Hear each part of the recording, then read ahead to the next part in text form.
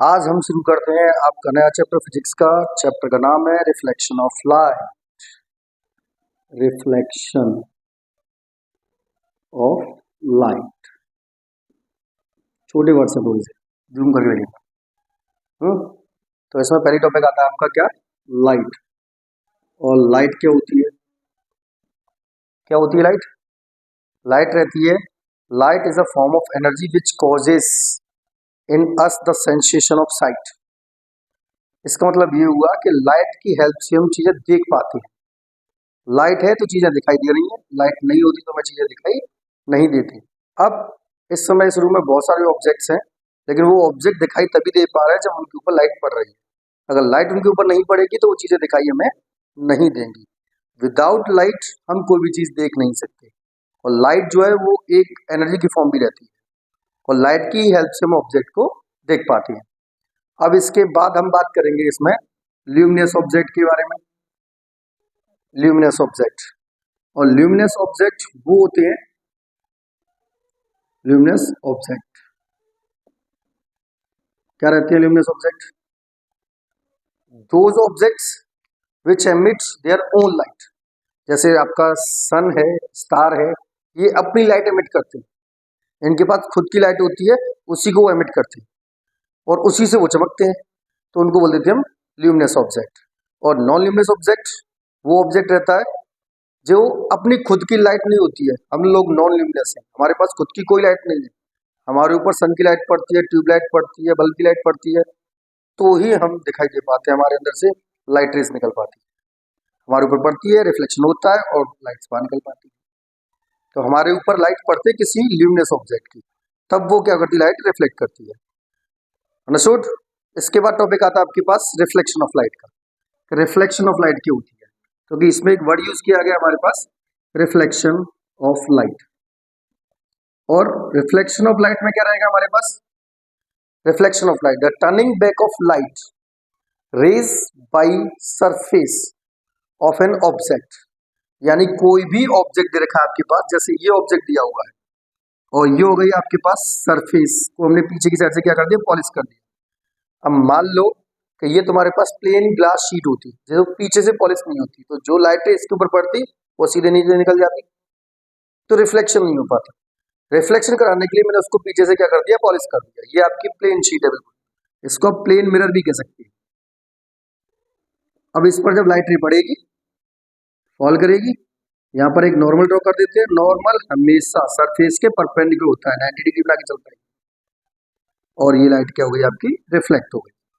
जो light ray incident होती है उसको बोल देते हम, जो फॉलो ऑन करती है किसी सरफेस पर, उसको बोल देते हम इंसिडेंट लाइट रे। और जो रिफ्लेक्शन के बाद उसी मीडियम में वापस लौट जाती है जिस मीडियम से वो आ रही थी, उसको बोल देते हम reflected light. Reflected light normal 90 degree का एंगल बनाता है। तो अगर डेफिनेशन पूछी जाती है कि रिफ्लेक्शन ऑफ लाइट की डेफिनेशन क्या बनने वाली है, तो हम उसमें लिख देते हैं द टर्निंग बैक और bouncing back of light raise. क्योंकि ये डेफिनेशन पूछ ली जाती है, इसलिए लिख देता हूं टर्निंग बैक और bouncing back of light raise from a surface in the same medium।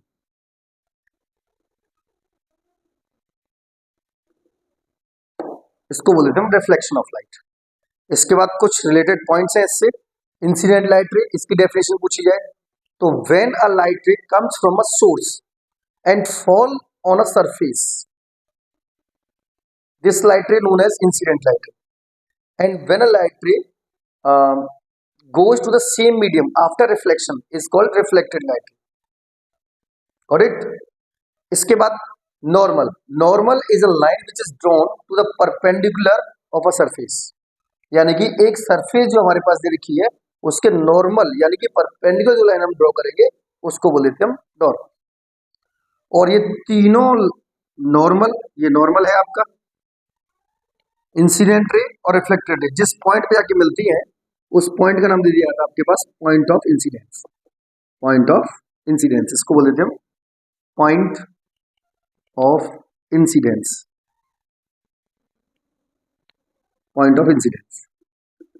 Definition पूछी है कि पॉइंट ऑफ इंसिडेंस की डेफिनेशन क्या रहेगी, तो नॉर्मली हर कोई बता सकता है इसको, सरफेस का वो पॉइंट, सरफेस के ऊपर वो पॉइंट जहां पर इंसिडेंट लाइट रे, नॉर्मल और रिफ्लेक्टेड लाइट रे आकर मिलती है, उसको बोल देते हैं हम सरफेस का इंसिडेंट पॉइंट। क्लियर है। इसके बाद तुम्हारे पास इसमें आता है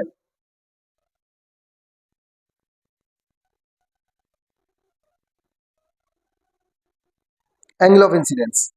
तो एंगल ऑफ इंसिडेंट बनता है आपके पास इसमें ये, अब डेफिनेशन पूछी है एंगल ऑफ इंसिडेंस को हम आई से नोट कर लेते हैं, इसको बोलते हैं हम एंगल ऑफ इंसिडेंस, लिख देते हैं एंगल ऑफ इंसिडेंस। डेफिनेशन पूछी जाएगी एंगल ऑफ इंसिडेंस की डेफिनेशन क्या रहेगी, तो एंगल ऑफ इंसिडेंस रहता है it is the angle between normal and incident ray. Normal और इंसिडेंट रे के बीच में जो एंगल बनता है उसको नाम दिया था इंसिडेंट एंगल का। डेफिनेशन बनाना कोई बड़ी बात नहीं है, बस केवल आपको पता होना चाहिए, अगर डायग्रामेटिकली याद रखोगे तो इजीली डेफिनेशन बना सकते हैं उसकी। नॉर्मल और इंसिडेंट रे के बीच में जो एंगल बनेगा उससे हम इंसिडेंट एंगल बोल देते हैं। नॉर्मल और रिफ्लेक्टेड रे के बीच में जो एंगल बनेगा उसको नाम दे दिया था एंगल ऑफ रिफ्लेक्शन का, एंगल ऑफ रिफ्लेक्शन। नॉर्मल और रिफ्लेक्टेड रे के बीच में जो एंगल बनता है उसे एंगल ऑफ रिफ्लेक्शन बोल देते हैं। अब इसके बाद आपके पास अगला टॉपिक बनता है लॉज ऑफ रिफ्लेक्शन। इसको मिटा देता हूं, अगर किसी को लिखना हो तो लिख सकता है इसमें। अब इसमें आपके पास अगला टॉपिक बनता है लॉज ऑफ रिफ्लेक्शन के बारे में, लॉज ऑफ रिफ्लेक्शन। रिफ्लेक्शन के लॉ क्या होंगे, तो पहला लॉ होता है, हमने अभी अभी डायग्राम में देखा था, जो लाइट रे इंसिडेंट हो रही है यानी कि इंसिडेंट लाइट रे, इंसिडेंट लाइट रे, और आपकी है रिफ्लेक्टेड लाइट रे,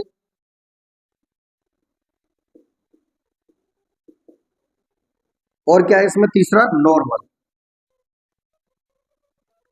are placed in same plane.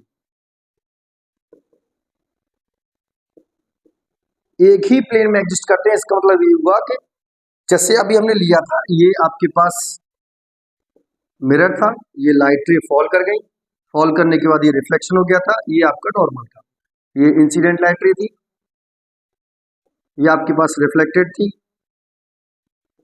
और ये आपका नॉर्मल। ये तीनों एक ही प्लेन में लाई करते हैं, एक ही पॉइंट पे लाई करते हैं। ये प्लेन हो गया आपके पास इसका मिरर, तो ये लॉ बन गया आई। दूसरा लॉ बनता है जो एंगल आई है वही क्या होगा एंगल आर, यानी कि एंगल आई और एंगल आर का अमाउंट कैसा होगा, सिमिलर, दोनों ही वैल्यूज एग्जिस्ट होंगे तभी रिफ्लेक्शन पॉसिबल है। रिफ्लेक्शन होने के लिए हमें दोनों एंगल का अमाउंट कैसे चाहिए, इक्वल चाहिए होता है। अब एक क्वेश्चन बनता है इसमें कि अगर आपकी light ray, when a light ray falls, when a light ray falls on the surface with an angle 45 degree with the surface, with the surface, what will be the angle of reflection. Reflection का angle कौन सा होगा, थोड़ा सा एक minute सोचिए और इसका आंसर दीजिए। सोच के देखो क्वेश्चन क्या है, पहले तो क्वेश्चन पढ़ो। When a light ray falls on the surface with an angle of 45 degree with the surface, what will be the angle of reflection.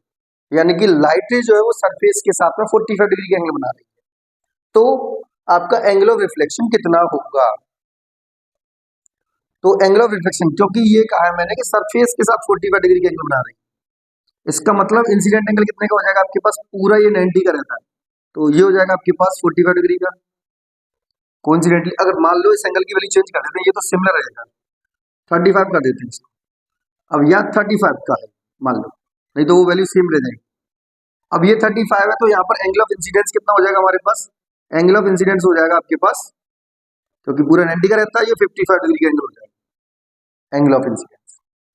और जितना एंगल ऑफ इंसिडेंस है उतना ही क्या हो जाएगा आपके पास एंगल ऑफ रिफ्लेक्शन। तो यहाँ पर एंगल ऑफ रिफ्लेक्शन बनने वाला आपका 55 डिग्री का। ये हो गया आपका एक क्वेश्चन। और एक क्वेश्चन ऐसा हो सकता है कि लाइट रे व्हेन लाइट रे नॉर्मली फॉल, ज्यादातर बच्चे इसमें गलती करते हैं, ये देखते हैं बस केवल एंगल कितना दिया हुआ है, वो ये देखते ही नहीं है कि एंगल इंसिडेंस ही है कि नहीं है। तो पहला हमारा काम होता है एंगल ऑफ इंसिडेंस डिसाइड करना। अगर एंगल ऑफ इंसिडेंस सही से डिसाइड किया तो हम इजीली इसका सही आंसर निकाल सकते हैं, नहीं तो हमारा क्वेश्चन गलत हो जाएगा। अब इसके बाद अगर तुम्हारे पास बोलता है कि लाइट रे नॉर्मली फॉल करती है किसी सरफेस पर, क्वेश्चन बनता है बोर्ड में आ चुका है पहले कई बार कि अगर लाइट रे नॉर्मली फॉल करती है आपके सरफेस पर तो रिफ्लेक्टेड एंगल क्या होगा। ये देखिए ये नॉर्मल है, ये लाइट रे नॉर्मली फॉल कर गई। लाइट रे जब नॉर्मली फॉल करेगी तो एंगल ऑफ इंसिडेंस क्या होगा आप जानते हैं, पहले ही बता चुके हैं। इंसिडेंट एंगल, इंसिडेंट रे और नॉर्मल के बीच बनने वाले एंगल को हम इंसिडेंट एंगल बोलते हैं। अब यहां पर नॉर्मल और इंसिडेंट दोनों ही एक ही लाइन पर है, तो इन दोनों के बीच में एंगल कितने का रह जाता है आपका 0 का रह जाता है। और एंगल 0 होने की वजह से इसका जो रिफ्लेक्शन एंगल है वो भी क्या हो जाएगा आपका 0 हो जाएगा।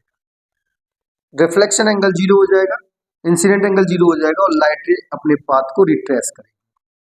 जिस तरीके से आप उस लाइट रे को डालोगे नॉर्मली फॉल कराओगे वैसे ही वो वापस लौट जाएगी, रिफ्लेक्ट हो जाएगी। इसके बाद बात करते हैं आपके नेक्स्ट टॉपिक की। टॉपिक है आपके पास अगला, तो अगला टॉपिक है इसके अंदर हमारा टाइप्स ऑफ रिफ्लेक्शन। रिफ्लेक्शन के टाइप्स कौन कौन से? Types of reflection. तो दो तरीके के रिफ्लेक्शन होते हैं, एक तो होता है आपके पास रेगुलर रिफ्लेक्शन और एक होता है आपके पास इरेगुलर रिफ्लेक्शन। इरेगुलर बोल सकते हैं या फिर इसको डिफ्यूज रिफ्लेक्शन भी कहा जाता है। तो कंफ्यूज मत होना, डिफ्यूज से कहीं आप कंफ्यूज हो जाए। डिफ्यूज रिफ्लेक्शन है तो वो भी क्या आपका इरेगुलर रिफ्लेक्शन है। रेगुलर रिफ्लेक्शन वो होता है जब सरफेस आपकी प्लेन होती है, लाइट रे फॉल करती है, क्योंकि सोर्स से जब लाइट रे आती है, सोर्स बहुत इन्फिनिट पे रहता है, सारी की सारी लाइट रे एक दूसरे के पैरेलल आती है, तो जब रिफ्लेक्शन होता है तो वो पैरेलल ही वापस जाती है उसी मीडियम में। बाउंसिंग बैक जब करती है वो तो बिल्कुल क्या करती है, पैरेलल बाउंसिंग बैक। अब इसी चीज को इरेगुलर सरफेस यानी रफ सरफेस ले ली जाती है। अब रफ सरफेस में लाइट रे आएंगी तो पैरेलल ही, क्योंकि सोर्स तो इन्फिनिट पर ही है, भले ही पैरेलल आए लेकिन उनका जो रिफ्लेक्शन है लाइट का, अभी देखो एक ये चली गई, एक स्ट्रेट चली गई, अब देखें कितना गैपिंग हो चुका है, और एक तो ये मान लो ये विदेश चली गई, बिल्कुल भी सही से नहीं जा रही है, तो ये क्या हो गया आपके पास डिफ्यूज रिफ्लेक्शन, और ये क्या हो जाता है आपके पास रेगुलर रिफ्लेक्शन। इसके बाद बात करते हैं हम लाइट रेज के बारे में, बीम और रे ऑफ लाइट के बारे में। अगर एक रे ऑफ लाइट जो फॉल करती है वो एक बीम की फॉर्म में करती है, कभी भी एक सिंगल लाइट रे नहीं मिलती है। सिंगल लाइट रे चाहिए तो उसको हमें क्रिएट करना पड़ता है, एक स्ट्रेट लाइन में ट्रेवल करती है हमेशा। लाइट रे किस में ट्रेवल करती है? Travel in straight line, straight line में ट्रेवल करती है, तो उसको क्या बोलते हैं हम, केवल एक ही लाइट रे है। अब कई सारा कलेक्शन ले लिया हमने, बहुत सारी लाइट रेज को पकड़ लिया, और बहुत सारी लाइट रेज को, अब ये देखो ये एक एरो से दिखा दिया मैंने, ये एक लाइट रे हुई, अब इसके साथ मैं कई सारी लाइट रेज बना दी और ये सब एक दूसरे के पैरेलल हो तो ये बन जाएगा बीम, इसको बोल देते हैं हम बीम ऑफ लाइट। अब बीम ऑफ लाइट रे में भी चक्कर है, अभी हम जो यहाँ पढ़ेंगे इसमें तुम्हारे पास एक तो हो जाता है तुम्हारे पास जब लाइट रेज पैरेलल रहती है एक दूसरे की, तो ये तो पैरेलल वाला हो गया, पैरेलल बीम ऑफ लाइट रे हो गया। और एक हो जाता है हमारे पास convergent beam of light. Convergent क्या होती है कि वो रिफ्लेक्शन के बाद वो लाइट रे किसी एक पॉइंट पे आके मिल रही हो, तो उनको हम कन्वर्जेंट बोलते हैं। कहीं से निकल के आ रहे होंगे दूर से मान के चलो, और वो जाके कहा एक पॉइंट पे आके मिल रही होंगी, तो इसको कन्वर्जेंट बोलते हैं। कन्वर्जेंट किसी एक सोर्स से आ रही है और यहाँ आके मिल रही है एक पॉइंट पर, और जो लाइट रे ऐसा लगेगा एक पॉइंट से बाहर निकल रही है और फैल रही है, स्प्रेड हो रही है, तो उसको बोल देते हैं हम divergent light, divergent light beam, यहाँ भी लाइट बीम। इसके बाद हम टॉपिक की बात करते हैं ऑब्जेक्ट और इमेजेस की। तो हम बात कर रहे थे इसमें ऑब्जेक्ट की। ऑब्जेक्ट क्या रहता है? ऑब्जेक्ट वो चीज है जिस पर लाइट रे आके गिरनी होती है, तो जिसकी इमेज फॉर्म होती है उसको क्या बोल देते हैं हम? ऑब्जेक्ट बोल देते हैं। जो लाइट रे उस पर आकर फॉल करेगी, जिस भी चीज पर आकर फॉल करेगी वो ऑब्जेक्ट है, और उसके बाद उस लाइट का रिफ्लेक्शन होगा, तब जाके लाइट उससे निकलने वाली लाइट रे हमारी आंखों तक आती है, तब जाके हमें ऑब्जेक्ट दिखाई देता है। मान लो अंधेरा कमरा है, ऑब्जेक्ट इसमें भी होती है, लेकिन इसके ऊपर लाइट नहीं पड़ रही तो वो हमें दिखाई नहीं देगा। तो हम ये भी कहते हैं ना, लाइट जो हमें एक सेंसेशन देती है, अदरवाइज तो हमें कोई भी ऑब्जेक्ट दिखाई नहीं देता। इसके बाद बात करते हैं इसमें, ऑब्जेक्ट आपका दो तरीके का हो सकता है। एक तो ऑब्जेक्ट हो जाता है पॉइंट ऑब्जेक्ट, जो कि हम डॉट से दिखा देते हैं, और एक हो जाता है एक्सटेंडेड ऑब्जेक्ट, एक्सटेंडेड, जो कि इस चैप्टर में हम एरो से दिखाने वाले हैं, एक्सटेंडेड ऑब्जेक्ट। इसके बाद बात करते हैं हम ऑब्जेक्ट, लाइट रे ऑब्जेक्ट के ऊपर पड़ रही है, तो उसके बाद एक इमेज फॉर्म हो रही है। क्या फॉर्म हो रही है? इमेज। तो इमेज की अगर डेफिनेशन पूछी जाए कि इमेज होती क्या है, तो इट इज अ स्ट्रक्चर या it is a shape which is formed after reflection of light when it fall on object. जब लाइट रे किसी ऑब्जेक्ट पर अगर फॉल करती है और एक स्ट्रक्चर और एक शेप तैयार होती है, उसको हम बोल देते हैं इमेज का नाम। अब इमेज बनाने में लाइट रे एक्चुअली भी मीट कर सकती है और ऐसा हमें लग भी सकता है एफपीएस टू मीट। तो किस तरीके की इमेज बनती है? दो तरीके की इमेज बनती है, एक बनती है आपके पास एक रियल इमेज और एक हो जाती है आपके पास वर्चुअल। रियल इमेज जिसमें लाइट रे एक्चुअली मीट करती है, एक्चुअली मीट रिफ्लेक्शन के बाद, और इसमें हमें लगता है एफपीएस टू मीट, हमें ऐसा लगता है कि इसमें लाइट रे आके मिली, बट एक्चुअली में मीट नहीं करती है।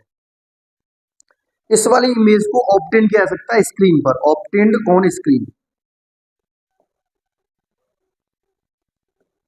जबकि इसको स्क्रीन पर ऑब्टेन नहीं किया जा सकता, does not obtain on screen. इसका बेस्ट एग्जांपल है, हम सब लोग अपने आप को ड्रेसिंग टेबल में जाके देखते हैं, खूब अच्छे से बाल काटते हैं और देखते हैं बढ़िया लग रहे हैं नहीं लग रहे हैं, बट वो जो इमेज बनी है वो कभी भी किसी स्क्रीन पर नहीं बनाई जा सकती, वो मिरर के अंदर बन रही है पीछे, उसमें लाइट रे एपीएस टू मीट, तो हम नहीं कह सकते कि उसमें लाइट रे मिली है, नहीं मिली है। इसका मतलब ये हो गया कि उससे जो इमेज हमें फॉर्म हुई है वो कैसी है? आपकी वर्चुअल इमेज। और जो सिनेमा थिएटर्स में हम लोग पर्दे पर जो मूवीज देखते हैं, वो जो पूरा प्रोजेक्शन हो रहा है उसको बोलते हैं हम रियल इमेज। Got it?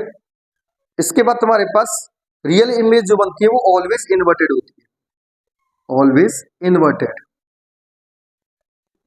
बड़ा कंफ्यूजन वाला टॉपिक है। सर आप कह रहे हैं कि इमेज इन्वर्टेड बनती है, इन्वर्टेड का मतलब होता है उल्टे से, उल्टी इमेज बनती है, उल्टी, गर्दन नीचे पैर ऊपर, सोचने वाली बात है, गर्दन नीचे पैर ऊपर, तो फिर हमें इंसान सीधा कैसे दिखाई देता है?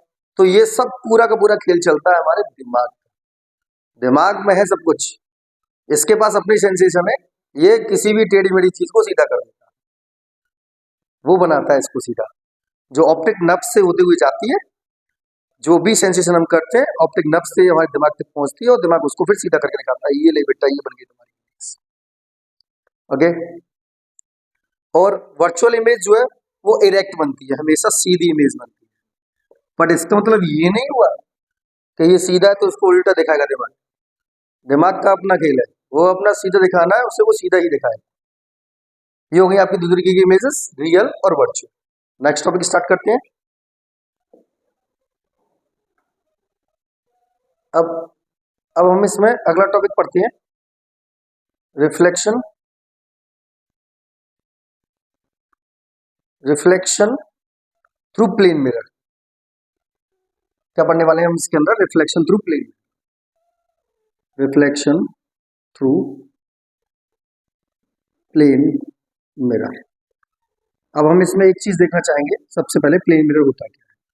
तो एक थिन ग्लास शीट रहती है, उसके पीछे हम क्या करते हैं, सिल्वर से पॉलिश कर देते हैं, सिल्वर की और लेड की पॉलिश कर दी जाती है, जिससे क्या एक साइड उसकी क्या हो जाती है, ओपैक हो जाती है, फिर लाइट रे पार नहीं होती, बिल्कुल एकदम फॉल करी बाहर निकल गई तो वो बाहर नहीं निकलेगी, वो रुक जाएगी, तो रिफ्लेक्शन हो जाएगा और हमें ऑब्जेक्ट दिखाई देने लग जाएगा, तो उसके अंदर हम किसी भी ऑब्जेक्ट को देखना चाहते हैं। तो जो पेंट होता है, रेड पेंट जो होता है वो सिल्वर का होता है और लेड का होता है, याद रखिएगा। जो पेंट हम करते हैं इस थिन ग्लास शीट के पास, ये पेंट जो है वो सिल्वर का रहता है, सिल्वर रेड पेंट। मान लो 1 नंबर का क्वेश्चन कोई बन जाता तो याद रखिएगा कि किस चीज से पेंट किया जाता है, ये हमें पता होना चाहिए, ठीक है ना। और पेंट किस लिए किया जाता है कि वाई पूछा जाए कि वाई, तो उसके पीछे रीजन देंगे हम कि जिससे कि जो लाइट इस पर फॉल कर रही है वो सीधी बाहर ना निकले, विदाउट रिफ्लेक्शन सीधी निकल जाए, वो रिफ्लेक्शन होता है, नेक्स्ट टॉपिक में पढ़ेंगे, तो उसको रोकने के लिए किया जाता है। अब बात करते हैं इसके अंदर लेटरल इन्वर्जन की। लेटरल इन्वर्जन, लेटरल इन्वर्जन में क्या हो जाता है, इसमें हो जाता है राइट का लेफ्ट और लेफ्ट का राइट हो जाता है।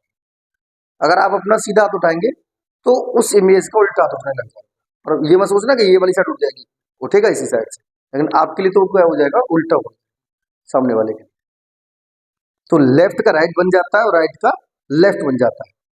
इंग्लिश के कुछ अल्फाबेट्स हैं, जैसे कि ए है, ए को अगर आप मिरर में देखते हैं तो ए ही दिखाई देगा, ओ को देखते हैं ओ दिखाई देगा, आई को देखते हैं तो आई दिखाई देगा, एम को देखेंगे तो एम ही दिखाई देगा।